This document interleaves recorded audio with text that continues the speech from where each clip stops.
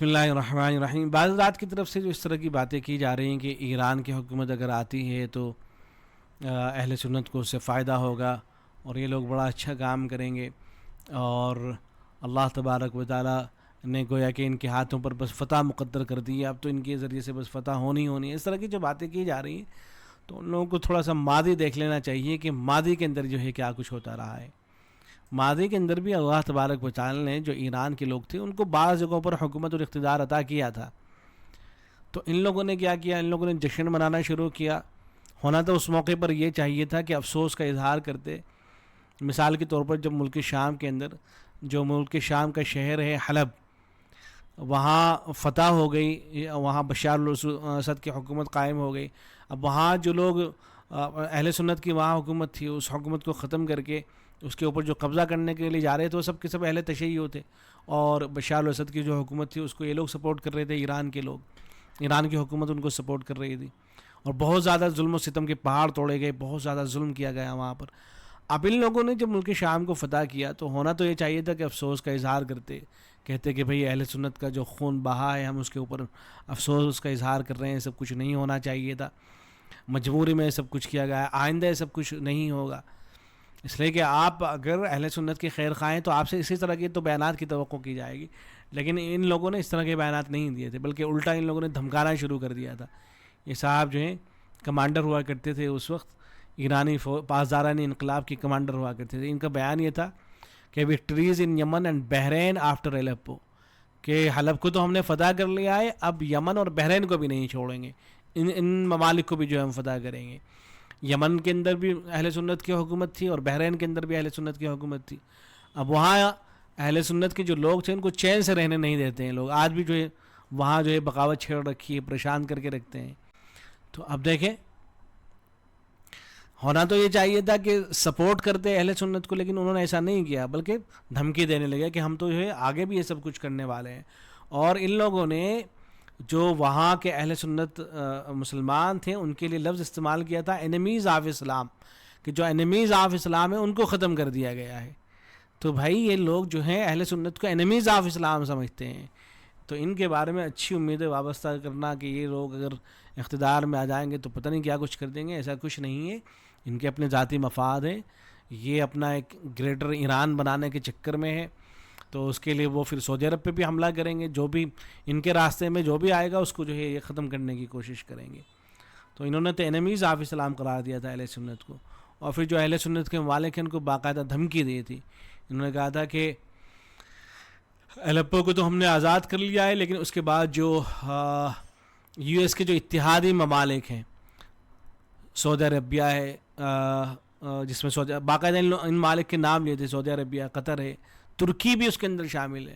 اور جو تکفیری ہیں، تکفیری اہل سنت ہی کو تو کہتے ہیں تکفیر، اور کس کو کہتے ہیں؟ کہتے ہیں کہ جو تکفیری ہیں وہ سب کے سب مایوسی کی کھائیوں کے اندر وہ ڈوب چکے ہیں، گویا کہ بالکل مایوس ہو چکے ہیں۔ جب ہم نے جو ہے ملک شام کا جو حلب ہے اس کو فتح کر لیا ہے تو اس کے بعد قطر، ترکی، سب کے سب یہ مایوس ہو گئے ہیں۔ تو ان کو جو دھمکی دی تھی، دھمکی اس لیے دی گئی تھی تاکہ سعودی عرب والے ڈریں۔ اب سعودی عرب کے لوگ ہوں یا قطر کے لوگ ہیں، ترکی کے لوگ ہوں، یہاں کی جو حکومت ہے وہ جیسے کیسے بھی ہیں،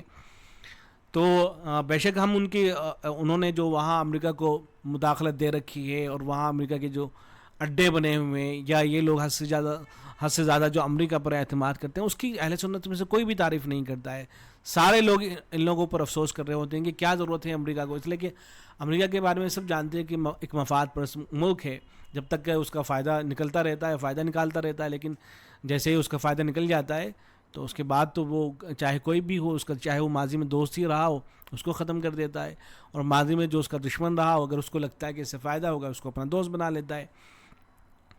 تو ان ممالک کو، جو اہل سنت کے ممالک ہیں، امریکہ پر اعتماد نہیں کرنا چاہیے، لیکن اس کا مطلب یہ بھی نہیں ہے تو اب ایران سے توقعات وابستہ کر لی جائیں کہ ایران جو ہے یہاں آ کے بیٹھے گا اور پھر وہ اہل سنت کے ساتھ جو ہے یاد رکھیے گا کہ اگر سعودی عرب میں سے حکومت ختم ہوتی ہے اہل سنت کی، یا قطر میں سے یا ترکی میں سے اہل سنت کی حکومت ختم ہوتی ہے اور یہ لوگ چلے جاتے ہیں، تو یہ ہزار لاکھ درجے برے ثابت ہوں گے ان لوگوں سے اہل سنت کے لیے، بڑا نقصان ہی اہل سنت کو جو ہے پہنچائیں گے، اس لیے کہ ان کے لوگوں کے عقائد اور نظریات یہی نا کہ ان کا اسلام یہ انیمیز آف اسلام ہے، اسلام کے دشمن ہیں یہ سب کے سب۔ ایسے جو خامنئی ہیں صاحب بھی کہا کرتے تھے کہ یمن کے اندر جو کوششیں جا رہی ہیں، جو مزاحمتیں ہو رہی ہیں، یہ چلتی رہیں گی. جو یمن کے لوگ وہاں پہ جو کچھ کر رہے تھے، جو تو اس کو جو ہے سپورٹ کیا کرتے تھے صاحب خود. یہ العربیہ اردو کی نیوز ہے، اس کو دیکھ لیجیے گا. اس میں لکھا ہے کہ حلب کے بعد یمن اور بحرین بھی آزاد کرائیں گے پاسدار انقلاب. یا کوئی کسی ایسے ویسے شخص کا اعلان نہیں تھا، بلکہ وہاں کے جو کمانڈر تھے ان کے اعلانات تھے. حلب میں خون کی ندیاں بہانے کو فتح مبین ان لوگوں نے قرار دیا تھا. ایران کی طاقتور فوج پاسدار انقلاب کے لیڈروں کی جانب سے شام کے شہر حلب میں خون کی ندیاں بہانے کے بعد خلیجی ممالک میں مداخلت کی گدڑ بھبکیاں دینا شروع کر دی ان لوگوں نے. ایرانی ذرائع ابلاغ نے حلب میں قتل عام کو تہران اور اس کی کٹ پتلی بشار الاسد کی عظیم الشان فتح سے تعبیر کرتے ہوئے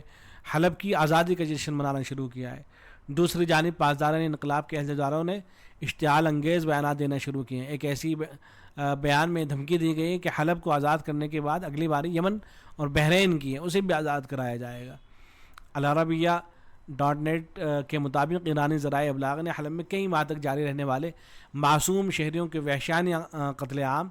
ان کی گھر بدری اور ظالمانہ پکڑ دھکڑ کو نظر انداز کرتے ہوئے اسے شامی فوج، روس اور ایران کی فتح قرار دیا ہے.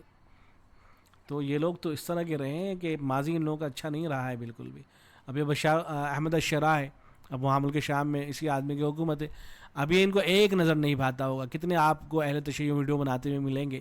جو اس آدمی کے خلاف ویڈیو بنا رہے ہوتے ہیں. ایک ویڈیو ابھی یہ صاحب کہیں چلے گئے تھے کسی پروگرام کے اندر، وہاں کچھ لڑکیاں ڈانس کر رہی تھی، تو وہ ویڈیو خوب شیئر کی جا رہی ہے.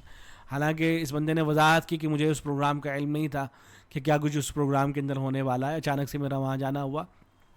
اور ہماری جو تہذیب اور ثقافت ہے وہ اس کی اجازت نہیں دیتی. اس طرح کی باتیں اس آدمی کی جانب سے آئی، لیکن اس کو شیئر نہیں کیا جائے گا، بلکہ جو اس آدمی نے لڑکیاں ڈانس کر رہی ہیں اسی کو جو ہے دکھانے کی کوشش کی جائے گی. تو یہ آدمی جو ہے اہل تشیع کو ایک نظر نہیں بھاتا ہے. تو بھائی اگر ان کو محبت ہو اہل سنت سے تو یہ ان لوگوں کے ساتھ میں جو ہے بات چیت کرنے کی کوشش کریں گے، کمپرومائز کرنے کی کوشش کریں گے، نئے کہ ان کو انیمیز آف اسلام قرار دیں گے. اور ایسا نہیں ہے کہ یہ بیانات صرف ماضی کو، ابھی بھی اسی طرح کے بیانات آ رہے ہیں ان لوگوں کی طرف سے کہ جنگ اگر دوبارہ شروع ہوئی تو خلیجی تیل کی صنعت تباہ کر دیں گے. اب بتائیے وہاں کی جو معیشت ہے اس کو تباہ کر کے آپ کو کیا ملے گا؟ ہو سکتا ہے کہ ذہن میں یہ ہو کہ اس سے جو ہے امریکہ کو جو ہے پریشرائز کیا جائے گا، اس کے اوپر پریشر ڈالا جائے گا. تو اس کے دوسرے طریقے بھی ہو سکتے ہیں، اور بھی طریقے ہو سکتے ہیں اس کو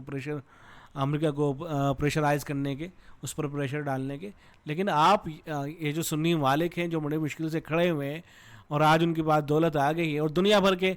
سنی مسلمان بھی، شیعہ مسلمان بھی، بلکہ غیر مسلم بھی اس سے استفادہ کر رہے ہیں، تو کیوں